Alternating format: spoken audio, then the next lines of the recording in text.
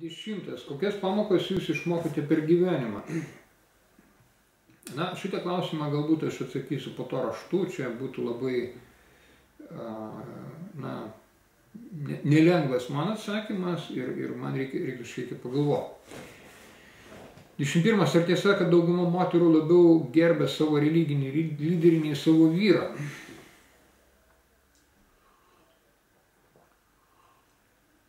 Na, jeigu aš neklystu, tai aš girdėjau, lyg tai yra kažkoks tyrimas padarytas ir labai gali būti, kad taip ir yra, kad labiau gerbia religinį lyderį už vyrą, bet čia nieko tame nėra dramatiško, nes reiškia, analogiškai vyrai būna, kad gerbia ar myli ar dievina kažkokią tai garsę, gražią, įtakingą moterį ar princesę ar karalaitę ten, ar kažkokią tai milijardierę, ar ten, žodžiu, kažkokią įspūdingą moterį. Bet ta moteris jam yra nepasiekiama, jinai yra toli, jinai yra per aukšto lygio, jinai galbūt turi savo šeimą. Ir maža to, kad žavisi to, reiškia, ten nuostabiu ir ypatingu žmogum, bet reikia gyventi realų gyvenimą ir reikia turėti realią šeimą, savo vaikus, savo fiziškai pasiekiamą vyrą, tai savo sutuoktinį, tai na, tuo atveju visi šitie idealai ar etalonai eina į šoną. Jie net norėdami negali aptarnauti visų savo klientų ir gyventi su jais sinchroniškai ten vienu metu. Taip, bet tai tiesa, greičiausiai taip yra. 22. Kokie yra skirtumai tarp žmonos ir merginos arba draugės? Na, aš neskaičiavau šitų skirtumų, bet jų yra ir vienas iš pagrindinių skirtumų tas, kad pasiaukojimo laipsnis yra kardinaliai skirtingas. Žmona, kai jinai tikrai yra, reiškia, turi tikrą žmonos sutuoktinės statusą, jinai savo vyrui atsiduoda 100%, visapusiškai, jinai aukoja visą savo gyvenimą jam, jinai savo gyvybę, galima sakyti, aukoja. Iš merginos, kur yra neištekėjusi, tikrai tokio pasiaukojimo nebus, jinai bus pastoviose abejonėse, gyventi, negyventi, aukotis, nesiaukot, čia daryti, nedaryti kažką tai.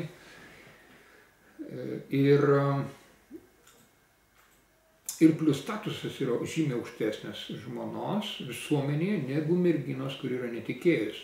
Reiškia, jeigu ištekėjusi moteris, tai visuomenėje traktuojama, kad jinai turi didesnę patirtį, jinai labiau vertinama, jinai turi daugiau išminties, suvokimo.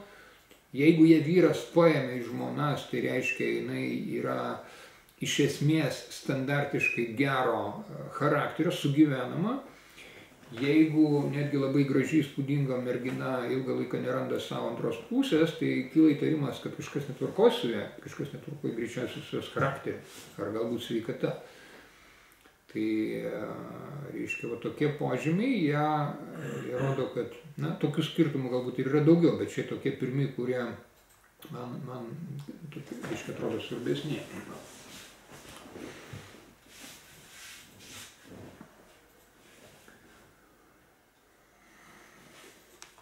Kaip skiriasi žmogus turintis išmintį nuo to, kuris laikomas išmintingu? Mano manymu, čia esminis skirtumas yra tam tikrose išminties augimo stadijose, priklausomai nuo to, koks tai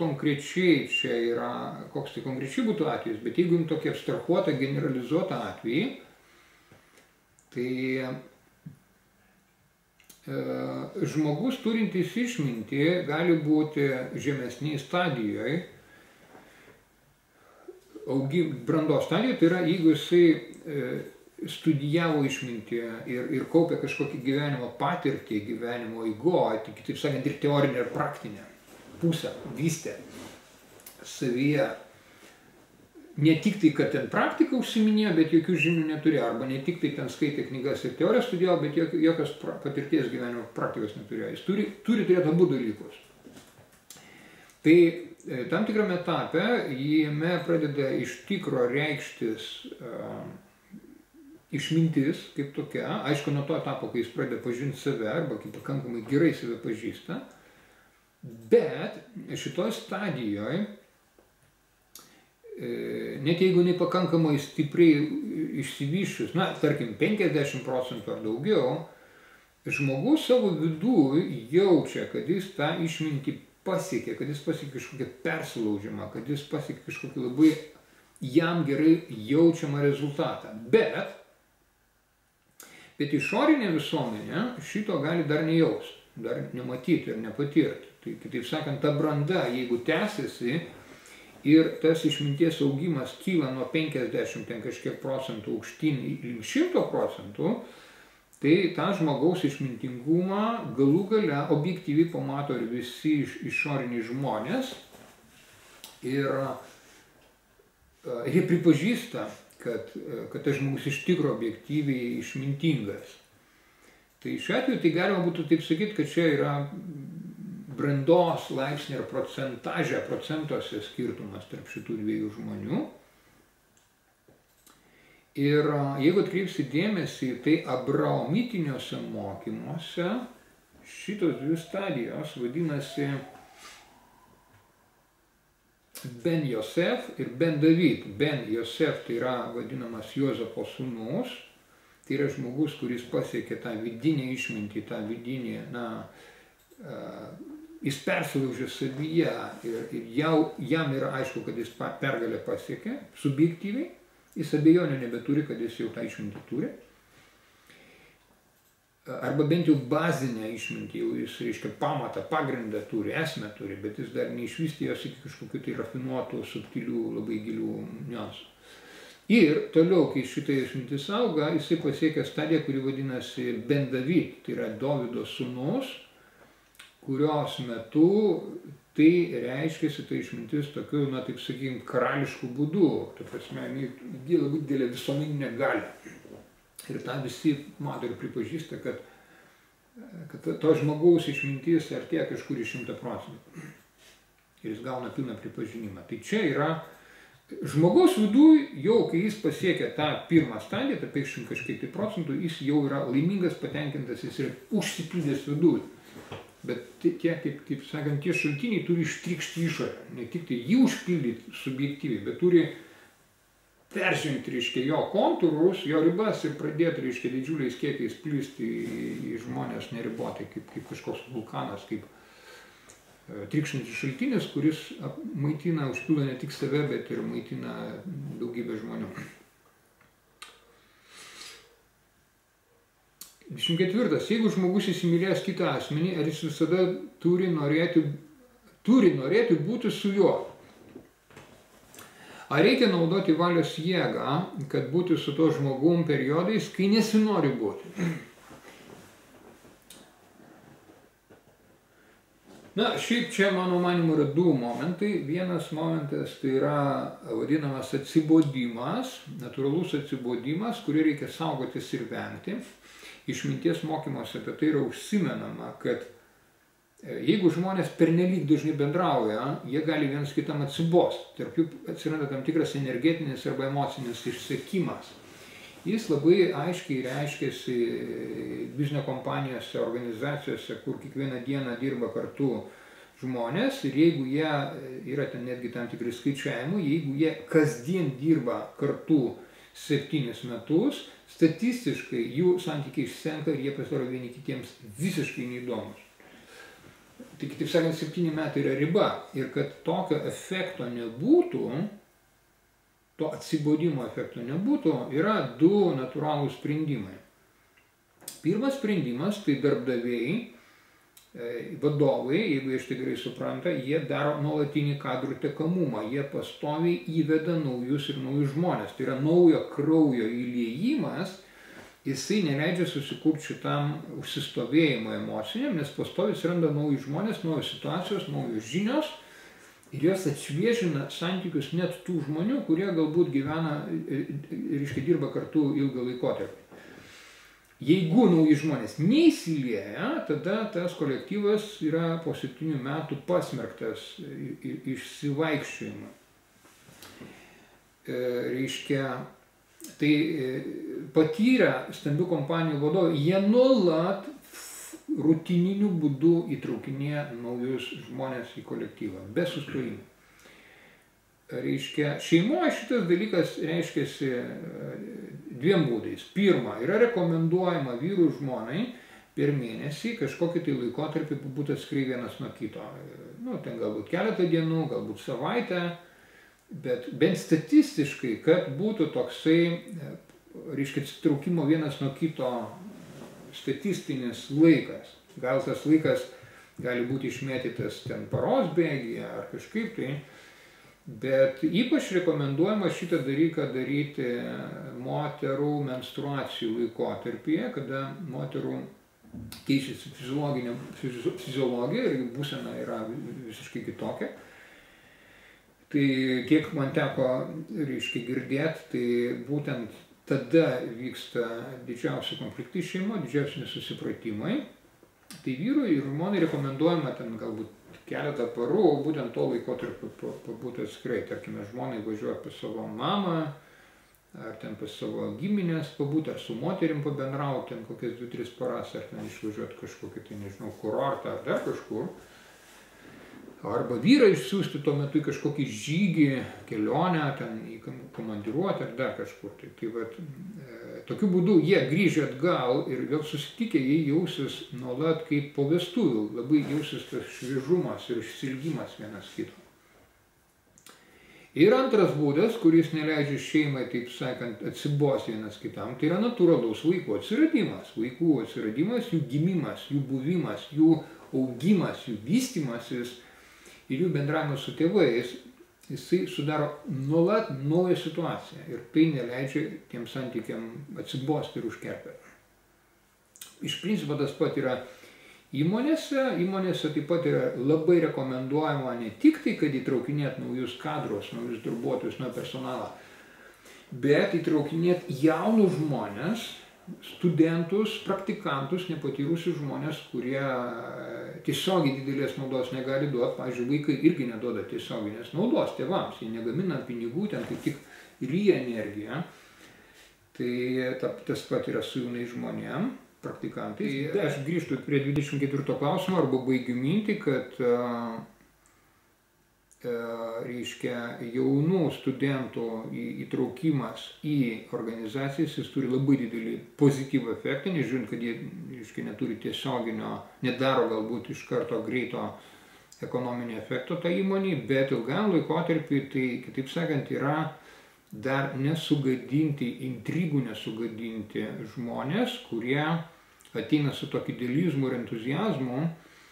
Ir juos galima išmokinti labai gerų dalykų, kai, reiškia, vyresnius žmonės, kurie ilgai dirba, jie išmoksta visokių tokių gudrybių, piktnaudžiavimų, jie tampa manipuliatoriais ir reikia labai atsargiai su vyresniais žmonėmis elgtis, o nuo tam tikro amžiaus apskritai jų nervų sistema pasidaro nebeimli naujovėms ir nepriima, reiškia, mokymosi, stabarė ir taip toliau. Tai jauni žmonės yra didelis pranašumas. Taip, analogiškai kaip vaikai irgi, reiškia, šeimoje yra labai, labai didžiulis džiaugsmas ir laimė ir vertybė.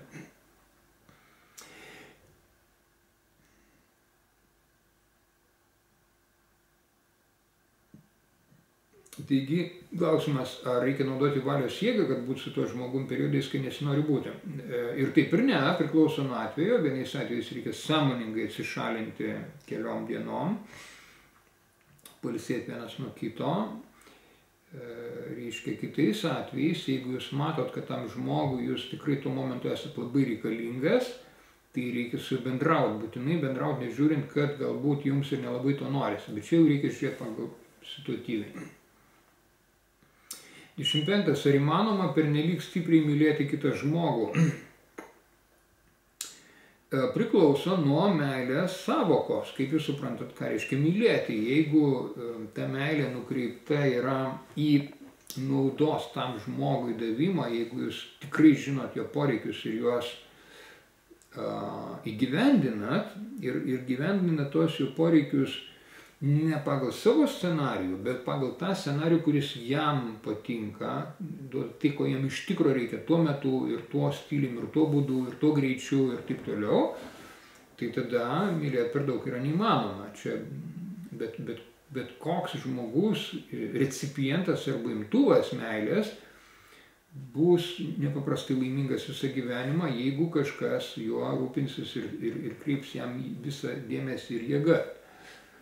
Kaip jis elgsis su ta gaunama meilės energija, čia kitas klausimas, čia jau irgi nuo jo priklauso, bet mylėti mano manymu per daug yra neįmanoma, jeigu tai yra teisingas mylėjimo būdas, jeigu nesavanaudiškas. 26. Kaip naudoti internetinės pažinčių sistemas, ar jos vertos dėmesio? Taip, jos vertos dėmesio ir šiuolaikiniam gyvenime tai galbūt netgi pirma arba antra efektyviausia priemonė pažinčių šeimos kūrimui, bet reikia naudoti labai rimtą klausimų arba filtrų sistemą ir ne šiaip laiką leisti, reiškia, bendravimui, bet uždavinėti konkrečius klausimus, tam tikrą tvarką, tam tikrų būdų. Ir kuo greičiau su to žmogus susitikti gyvai, kuo greičiau pamatyti jį, kas jis toks, taip sakant, užuosti jį, pamatyti jo fiziškai, kaip jis atrodo ten ir taip toliau. Ir po to tą bendravimą galima tęsti internete, bet yra didelė klaida daroma, jeigu internetinė pažintis tęsiasi labai ilgą laiką ir žmonės nesusitinka, po to susitikę nusivilia. Žodžiu, yra atskira speciali technika ir metodika, formulė, kaip naudoti internetinės pažintis, tai yra labai efektyvus būdas, šiuolaikinis būdas. 27. Kas atsitiko žmonijai, kad šių laikų visuomenė labai išsilavinusi, daug žmonių su aukštuoju išsilavinimu, lengvai prieinama informacija, bibliotekos, internetas, kodėl šie išsilavinę žmonės taip lengvai manipuliuojami įvairių valstybių propagandos, komercijos, bandos jausmų ir taip toliau. Ar tai reiškia, kad žmogus negali būti išmintingu ir laisvai mąstyti bei priimti savo teisingus sprendimus? Ar tai mūsų švietimo pasekmės? Gal tai žmonių, kurie valdo pasaulį, taktika būkinti žmonės ir jais manipuliuoti, gal tai mūsų prigimtis?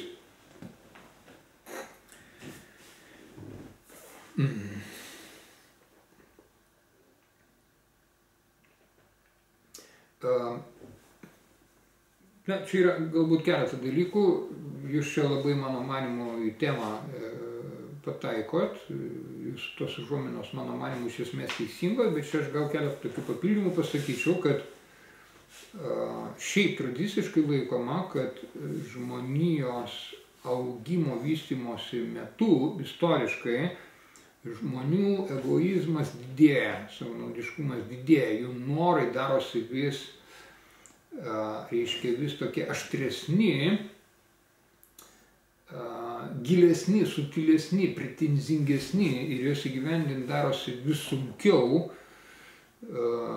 Žmonės vieni kitiem reikalavimas kelia vis didesnius, bet savo asmeniškai reikalavimų nedidina arba jie neina, reiškia, į taktą su tais išoriniais reikalavimais ir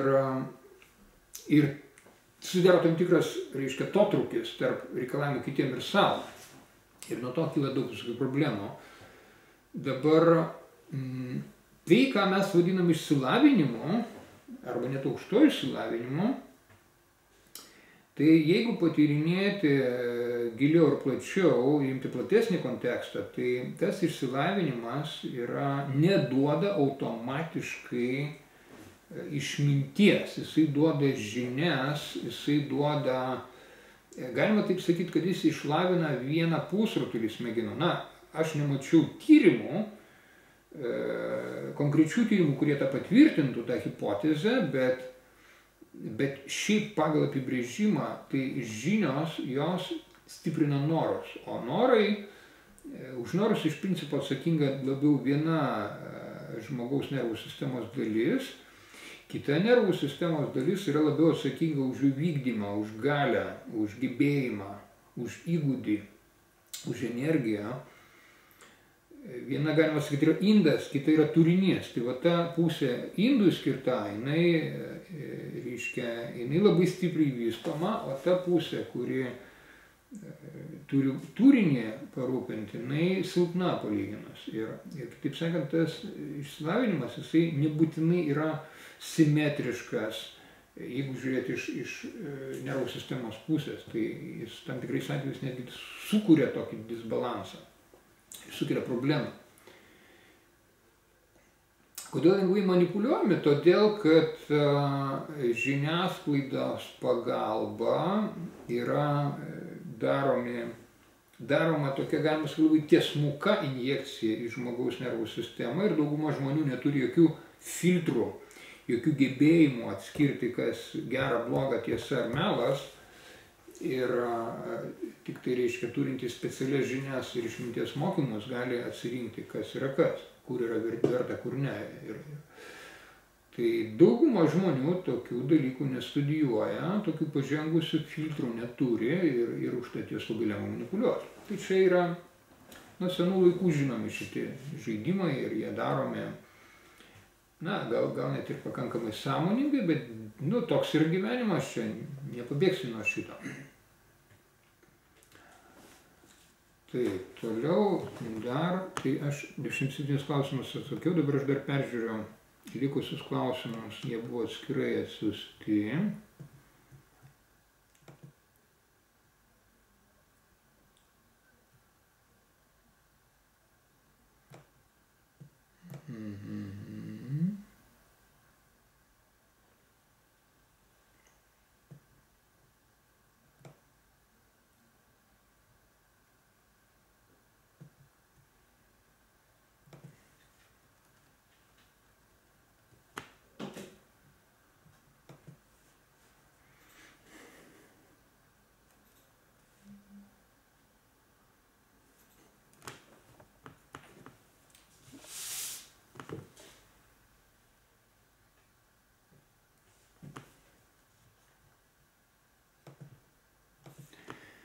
Aušra Blazienė komentaras. 18 metų moteris yra dar vaikas, kokia iš jos gali būti atsakinga mama, kuri dar nieko gyvenime nėra pasiekusi, nemačiusi gyvenimo, todėl būna dažniausiai nepasiruošusi kantriai vykdyti motinystės ir žmonos pareigas.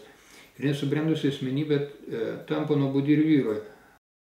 Aš pati tapau mama nuo 21 metų ir žinau, ką tai reiškia. Šeima dar ne viskas, žmogaus gyvenime yra dar žmogaus realizacija. Daug šeimų skiriasi vos pragyvenę kelis metus ir dar mažiau.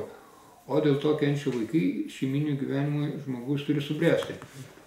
Taip, iš tikrųjų, čia aš galiu tik patvirtinti, reiškia, šiuolaikiniam gyvenime žmonės yra labai išlepinti komforto ir technologijų.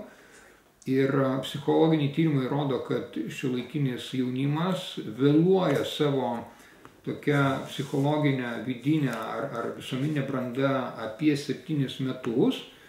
Tai reikštų, kad ta mergina, kuri 18 metų galėdavo kurti šeimą anksčiau ir tai būdavo normalu, arba galbūt tai yra kitokio tipo visuomenėse, kur greičiau bręsta žmonės, tai kur nėra tiek komforto kaip pas mus, tai reikštų, kad 25 metų būdama šiuolaikinė vakarietiška ar lietuviška mergina, jinai yra to lygio ir ekvivalentiška 18 metį, ankstesnė 18 metį. Tai bent jau vėliausiai 25 metų jinai turėtų skubiai kurti šeimą, kol dar tas jos biologinis langas jai leidžia tą padaryti. Bet dėja, jos dar vėluoja, jos vėluoja dar 3 ar net 4 metus, kol tą šeimą pradeda kurti. Tai yra vėluoja beveik 10 metų nuo to, reiškia, 18 metų starto, kada jau galėtų biologiškai kurti šeimą. Tai aš šiuo atveju ir sakau, kad jeigu ne 18 metų, tai vėliausiai 25 metų šeima turi būti sukurta, antraip kyla labai didelės problemos.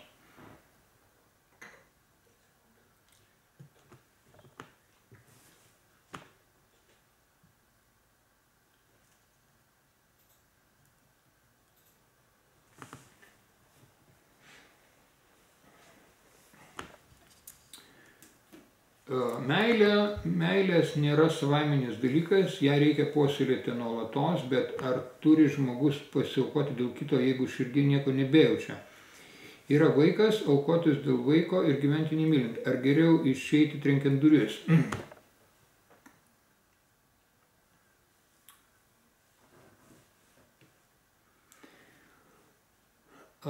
Meilė galima labai įvairiai traktuoti savoką.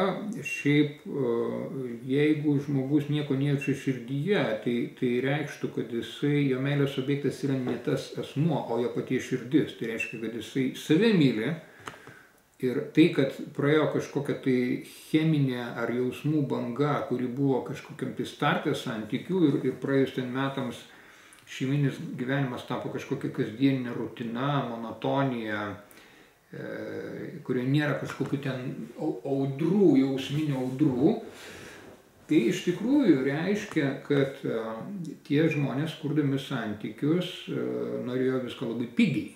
Jeigu jie nori turėti tas audras ir bangas gyvenimo eigoje, kaip sako klasikiniai šeimos vadovėliai, tai jos reikia pastoviai kurstyti, jos reikia pastoviai dėti jos energijos impulsus, sakykime, taip kaip namas su krosnimi, jeigu jame tu periodiškai neįdėsi malkų, tai šiluma baigsis labai, labai greitai ir bus šalta. Tai meilė tai yra nuolatinis savęs aukojimas dėl kito žmogaus ir taip jeigu kalbėti smukai, tai nėra imimas, tai yra davimo veiksmai. Tai čia tokia atveju visa šita situacija sprendžiasi atitinkamu būdu.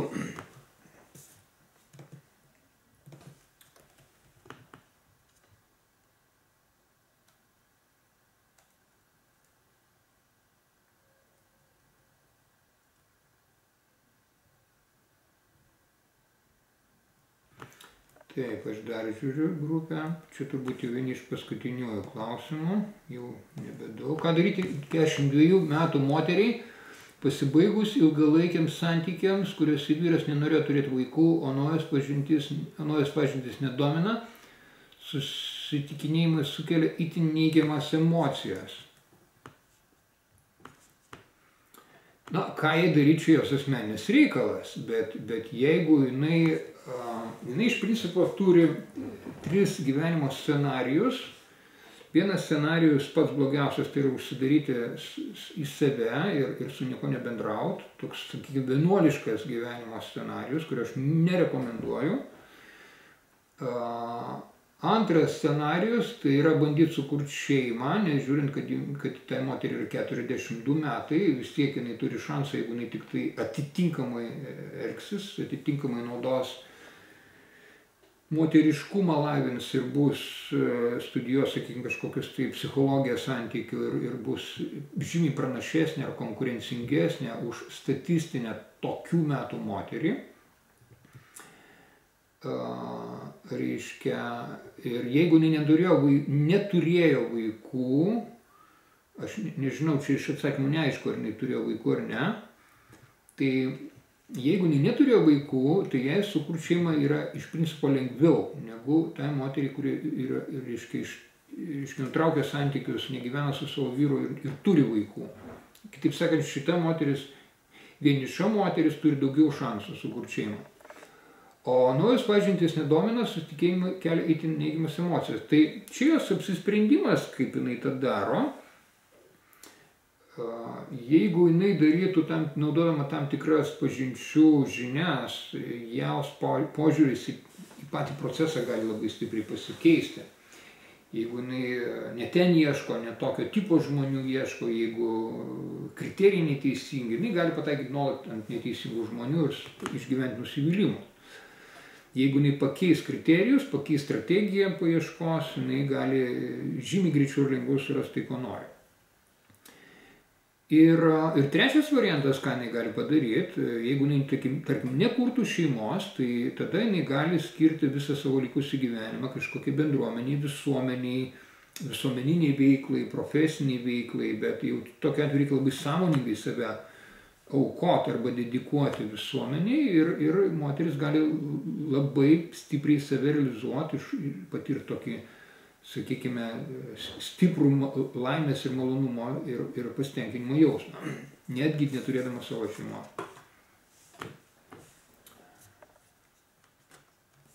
Labai įdomus požiūris tarnauti visuomenėje. O kodėl žmogus turėtų tarnauti visuomenėje? Ar neužtenka gyventi pagal pagrindinius principus?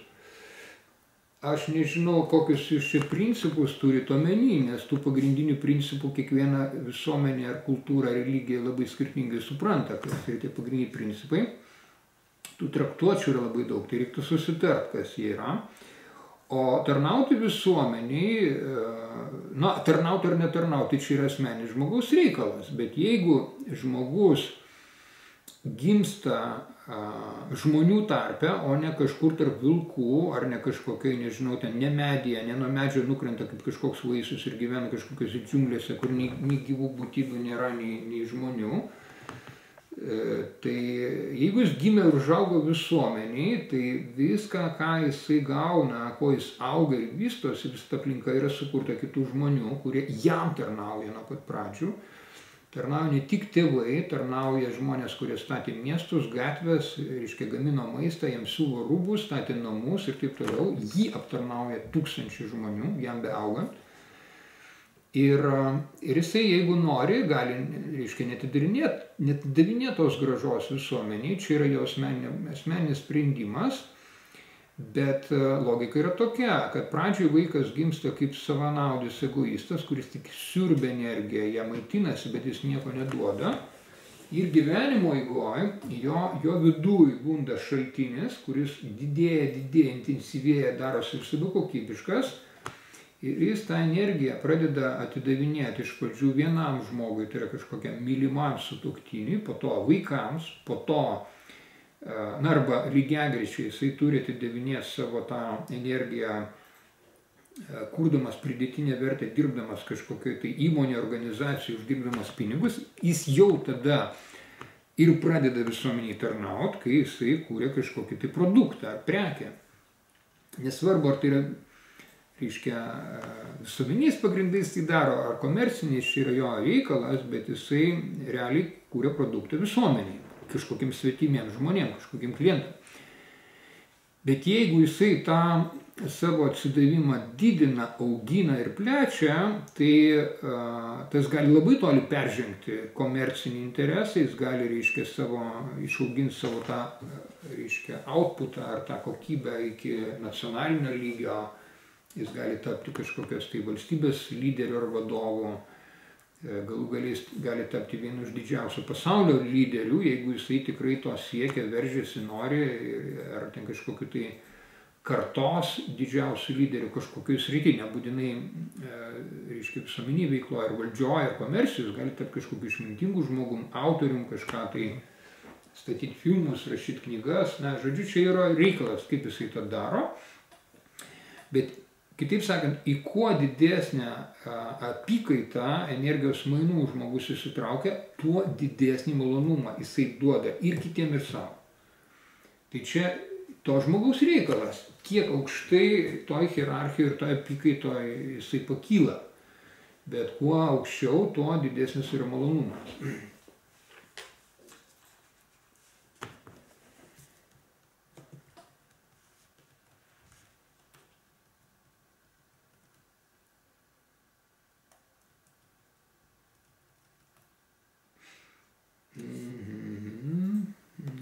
Čia kažkur arti pabaigos.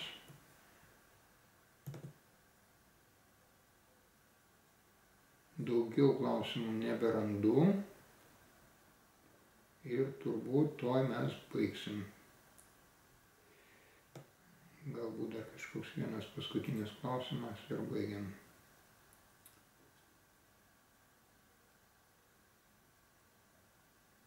Gal galima konkrečiau, kokios problemos kyla nesukūrus šeimos iki 25 metų. Tai aš jau apie tai sakiau. Reiškia, visų pirma, žiūrint iš pažinčių proceso pozicijos, statistikos,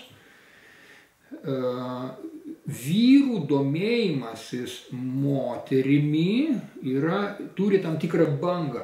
Ir ta banga, aš dabar po ranka neturiu tikslių skaičių, Bet jeigu aš gerai pamenu, jinai iš esmės sutampa su tuo pačiu periodu, kurį nurodo ir medikai arba biologai, kada yra pats moters žydėjimas ir didžiausias jos patrauklumas.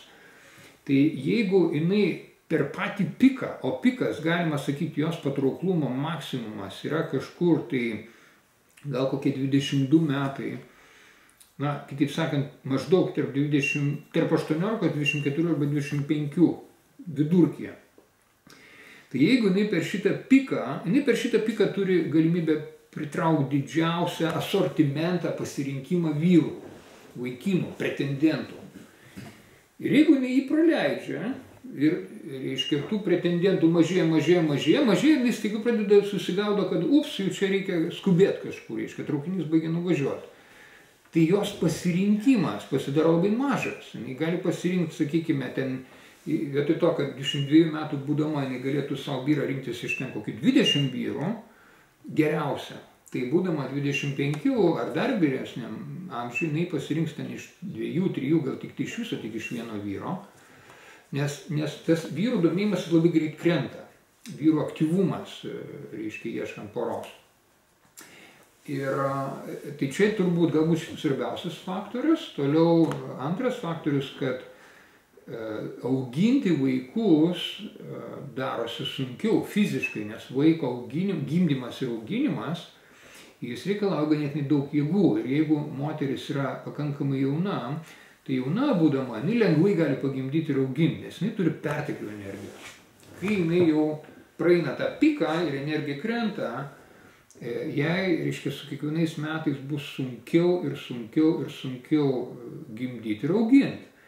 Gimdymo prasme yra labai gerai žinoma, kad vyresnės moterys, ten, sakykime, virš 28 metų, statistiškai negali pagimdyti savarankiškai, jam daro cezarius. Reiškia, cezario darimas yra nenatūralus dalykas, jis yra, reiškia, na, šiaip pavojinga operacija. Reiškia, jinai sukelia serijas komplikacijų, apie kurias moteris nepagalvoja. Reiškia, viena iš komplikacijų yra ne tik tai, kad ją ten pjausto ir intervenciją chirurginę daro, nu ir ten dar kitaip vaikas gimsta, ten vėl yra kiti efektai su vaiku, bet dar yra niuansas tas, kad po cezario jinai negali intymiai bendrauti su savo vyru apie metus laiko, kai kur netgi daugiau, ilgiau rekomenduoja neturėti intymių santykių. Tai jūs pagalvokit, mergina, būdama 28 ar vyresnė, sukuria šeimą, pastoja, po kažkiek sunkiai pastoja, po to, reiškia, vaikas gimsta, jinai su vyru nebendrauja, prasideda daug problemų santykiuose, vyrui važiuoja stogas, reiškia, kad jis negali su savo žmona miegoti ir bendrauti kaip su moterimis, jisai, reiškia, mintys visokios prasideda. Tai čia pati mergina kalta, kad jinai vėluoja, kad jinai nelaiku šeimą kūrė ir po to tos problemas ant kitų krenta, kiti žmonės už ją tas problemas turi spręsti, chirurgai ten, vaikai iš jos ištraukinėti, reiškia, vyras ten kankintis turi. Tai, aišku, čia ir jo problema, čia jis pats tokią žmoną renkasi tokį amžių, čia ir jisai savo tam tikrą karmą turi, bet iš merginos pozicijų jai reikia suspėti dėlių laikų ir tada jinai turi daugiausia naudos, daugiausia malonumo, jinai gali mažesnis amžiaus skirtumas su vaikais, yra lengviau bendrauti ir taip toliau, mažiausia komplikacijų visokių, čia žodžiu ilga istorija.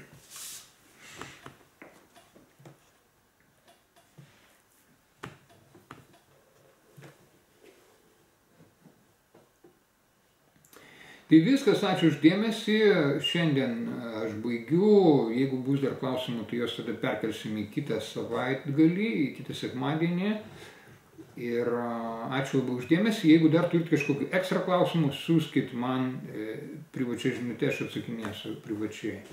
Dar primenu, kad aš dar, reiškia, mano konsultacijoms reikia registruotis iš anksto ir tos konsultacijos gali būti ne tik tai asmeninių santykių, bet taip pat ir įmonių, organizacijų, dažniausiai tai yra, reiškia, personalo psichologijos klausimai arba kažkokie tai krizių sprendimai. Tai ačiū už dėmesį ir iki kito karto, iki mielų susitikimų su jumis. Viso gero, laimingai.